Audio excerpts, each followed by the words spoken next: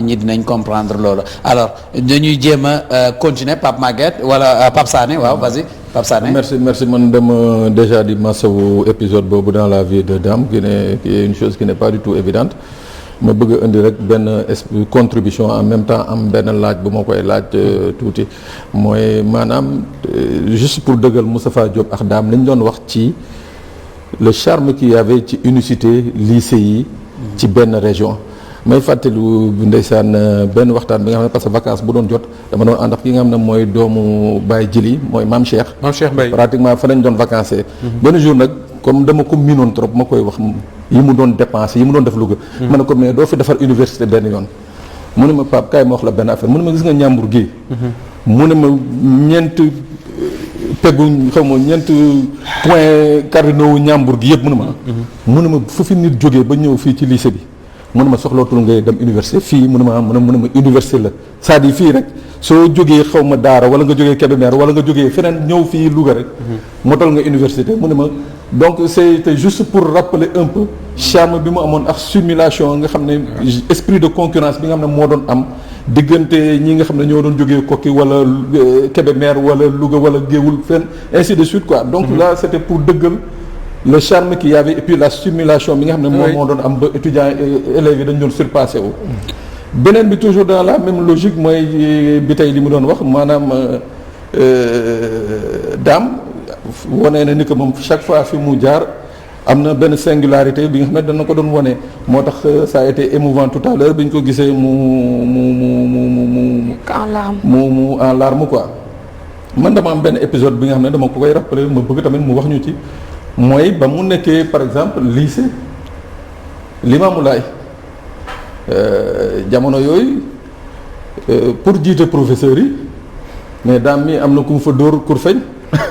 waaw yaakaar naa mën naa ko tudd Assane Dia doolee ko ci lim yi. waaw Assane Dia bu Macky 2012. waaw dóor ko fa kur feñ pour jiite parce que rek pour war a jiite kuy ji. daal doole ko ci limu bêtises yi kon. doole ko ci limu bêtises daam dafa lakkale fu mu jaar bon mais dañu bëgg nga nettali ñu ko tuuti quoi. bon je crois que c'est pas pour diaboliser la presse quand même mais je crois que dañu exagérer. c'est vrai que man moom da doon metti c'était des coups qu'on se donnait au niveau du lycée Assane Dia ak Dame Mbodj bon vraiment c'était mu nekk un prof de philo au lycée man ma nekk un prof d'anglais foofu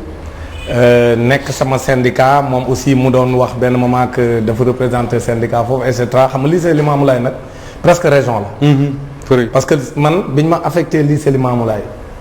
en 2004 bi ma dugg see ci fi ñuy réunion we ci première réunion bi ñu dem ñu tuddee ko la réunion de rentrée. man dama ubbi porte bi tëjaat ko daan ni léegi damay laaj fu prof yi réunir ñu ne ma porte boobu nga ubbi la ma ne non ay élèves a fa nekk. tax dañoo bëri ndax kaar bëri gi. ñu ne ma non c'est prof yi ñoo fa nekk ak administration bi ñu nekk ci foyer bi à l'époque je crois ils étaient 317 professeurs. Limamoulaye 317 professeurs. xam nga kooku. du caaxaan donc enjeu yi bëri. lycée bu bëri enjeu la. Il y a tout dans ce lycée sur le plan politique, les divergences politiques, les divergences syndicales. Vraiment, il y avait des empoignades quoi sur ce plan-là entre man ak moom mais nag àgg ci ba dóorante c'était chaud un jour boobu la presse bi bind loolu mais àgguñu quand même ci dóorante ay coups. mais c'était chaud quand même ba ay teqale am ci. show comme ni ñoom. waaw tàng na quoi waaw ay tàng quoi mais mu tàng. ma ne show comme ni ñoom Ahmed Suzanne Camara def bëri. non non moom c'est extrêmement grave. waaw dem di. pour des jàngalekat c'est non ñun moom mos ñu àgg ci ay saagante quoi mais da doon tàng et puis vraiment ku nekk jël parole argumentée et cetera c'était parfois très chaud mais àgg ci dóorante loolu amul. loolu ay journalistes ñoo ko bindoon à l'époque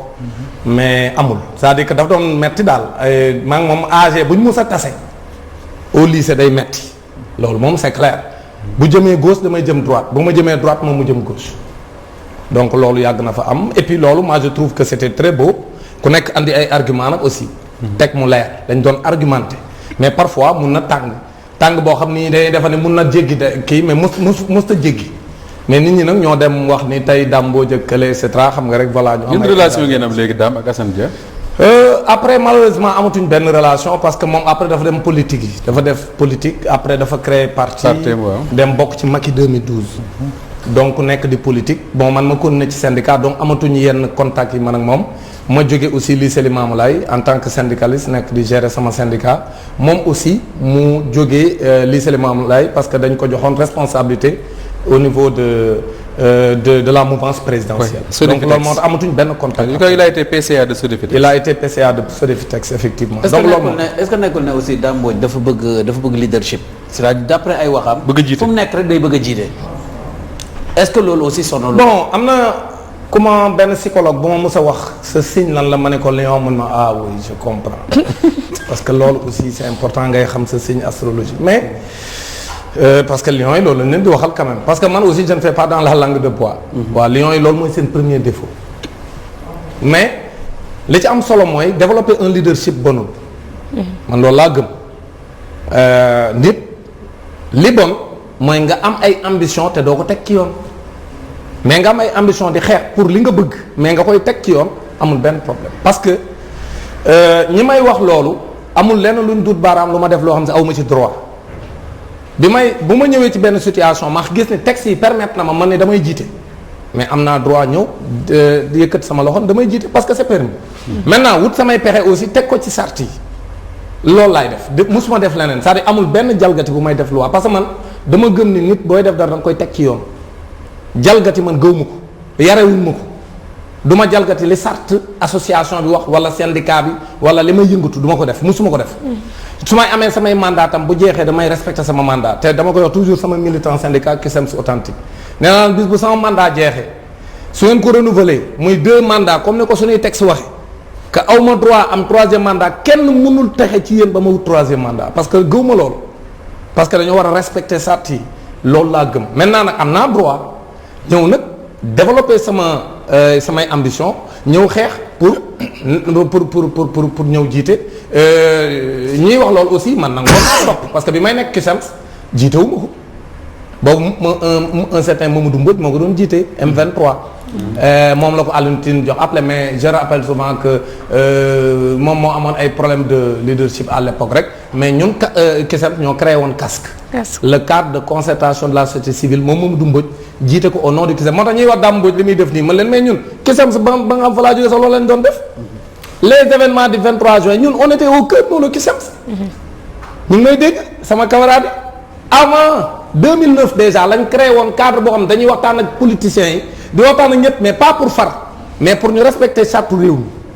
mi ñu bañ a laal constitution bañ ko tripatouiller ñu respecter également l'état de droit et les libertés kooku dafa nekk un principe moom ñun dañ ko gëm en tant que syndicat loolu c'était en 2009 li ma leen di wax ne ñuy àndandoog ay ñoom Alioune Tine ak ñoom ñu nekk ci opposition bi tey ñun ñëpp ñu àndandoo di dem ay place de l'Obélisque di def ay rassemblement di def ay réunion pour ni bu Abdoulaye Wade am 3e mandat loolu dañ ci doon xeex ba 2011. di xeex ba 2012. donc j'ai rappelé que tout récemment que en le 23 juin 2011 dans la salle Daniel Brottier le 22 avant le 23 parce que xeex bee ngi démarré le 22. à la place de l'Indépendance bi ñuy jàpp ñoom Thiat ak ñoom Simon. di leen dóor booba ñoom ñoo nu fekk ci salle bi. nañu arrêté leen li ngeen di def te ngeen bàyyi wax ju bari te ñu wàcc ci terrain bi xeexal président Abdoulaye parce que mën tam on pas accepter ce ticket donc loolu fa la yëf ya tase réunion fa la assemblée générale ba tase. bon waa APR yéeg ñëpp nga foon tuddeel seen bopp à l'époque xamu nuñ tuddoon donc ñun li ñuy def nii du lu bees les syndicats sont membres de la société civile ñun suñu rôle mooy nekk ci digg bi bu ñu naree jalgati constitution ñu taxaw ne kenn du ko jalgati bu ñu naree jalgati mandat yi ñu ne kenn du ko jalgati donc li may def nii du lu bees maintenant nag je développe des positions yoo xam peut-être des gens yi dafa ne damay doog a def man li may def nii mosuma cee jóg. kon li ngay def nii du lu bees yaa ko wax dafa mel ni comme si que da ngay sous-entendre lenn ci di la jëwee ne léegi Dame Mbodj dafa tey mel ni ku teggi casquette syndicaliste bi nga xamante ne déjà moom lañ la mës a xamee nekk politicien kon da ngay dëggal loolu. waaw mais loolu laa lay wax dama la ñi koy wax dañoo xamul jaar-jaar bi mais ñun dama lay nettali benn événement man mosuma nekk ci samay intérêt bopp kese dama lay nettali benn événement université Gaston Berger en 94 ou 95 dafa amoon coow lu amoon ci suukar bi. douane sénégalaise jàpp ay bateau Mimran yoo xam ne dafa andi woon du sucre fini. ñu koy fayloo ay taxes yoo xam ni nanguwu ko fay di laqatu ci ginnaaw Abdou Diouf président Abdou Diouf di jàppale Mimran bon certes pour certains ils diront oui parce qu'il a des employés Mimran extra mooy l'éternel argument avancé. je crois même que Dame Sud bindoon na ci moment boobu bañ am ci problème bu rëy d'ailleurs. voilà Babacar Touré Abdou Latif Coulibaly. voilà Demba Ndiaye moo bindoon article. merci beaucoup exactement. waaw léegi loolu bi mu amee. ñun étudiants yi xam nga lu ñu wax dañ ne duñ fi taxaw naan suñuy bourse rek a ñu intéressé dañoo dem baare tali bi génn université bi dem baare tali bi gouverneur ñëw fekk ñu fa pour wàcceñ ci tali bi ñu ne ko wàccuñu mu andi ay policiers ñu taxaw xeex ak ñoom xeex bu metti ñu ne Abdou Diouf il n'a pas le droit muy néewal doole la douane sénégalaise parce que douane sénégalaise mooy rek koom-koomu réew mi xam nga loolu engagement dëgg la. est-ce que loolu lu tax booba néewul ma dàmbuj yow lu ci sa yoon da ngaa waane booba étudiant la waa léegi lu ñu fi def lu soppeeku bu ñu amee des problèmes de gestion dans notre pays ñu wax ci suñu xalaat wala réew mi ñu bëgg a soppi sàttu réew mi bëgg a def lu leen neex ñu taxaw ni d'accord ñu ne la boo ko def da ngay politique